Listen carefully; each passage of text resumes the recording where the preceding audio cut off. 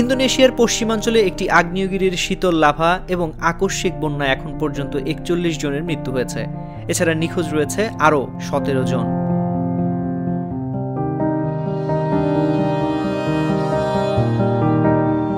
স্থানীয় দুর্যোগ সংস্থার এক কর্মকর্তা সোমবার বার্তা সংস্থা এএফপিকে এ তথ্য জানিয়েছেন। কয়েক ঘন্টা ধরে চলা ভারী বৃষ্টির কারণে আকস্মিক বন্যা পরিস্থিতি তৈরি হয়েছে। বন্যার কারণে রাস্তাঘাট, বাড়িঘর, মসজিদ প্লাবিত হয়েছে।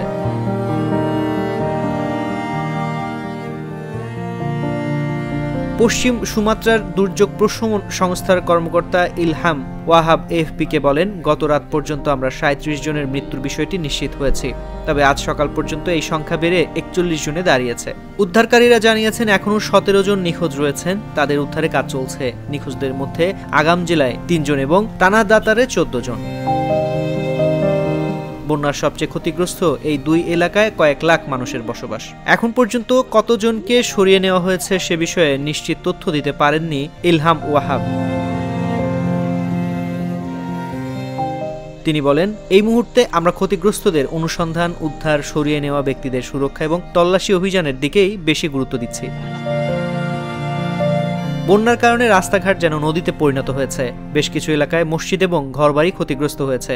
আগ্নেয়গিরির শীতল লাভা লাহান নামেও পরিচিত।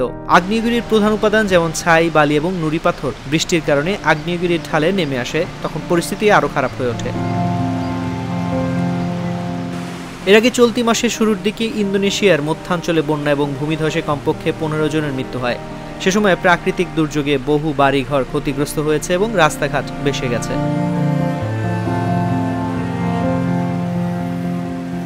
বর্ষাকালে ইন্দোনেশিয়ায় ভূমিধসের প্রবণতা বেড়ে যায়। কিছু এলাকায় বন উজাড়ের কারণে পরিস্থিতি আরও খারাপ হচ্ছে। দীর্ঘ সময় মুষলধারে বৃষ্টির কারণে কিছু এলাকায় আকস্মিক বন্যা পরিস্থিতি তৈরি হয়েছে। ২০২২ সালে সুমাত্রা দ্বীপে বন্যায় প্রায় ২৪,০০০ মানুষকে সরিয়ে নেওয়া হয়েছিল। সে সময় ২ শিশুর মৃত্যুর খবর পাওয়া গেছে।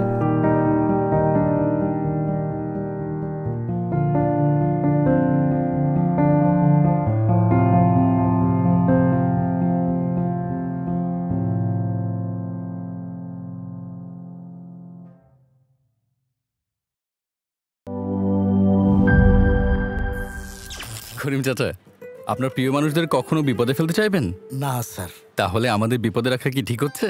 এজন্যই বিজলি কেবলস সবচেয়ে ভালো ও নিরাপদ। ফ্লেম রিটার্ডেন্ট পিভিসি দিয়ে তৈরি বিজলি কেবলস, নিরাপদ আজীবন।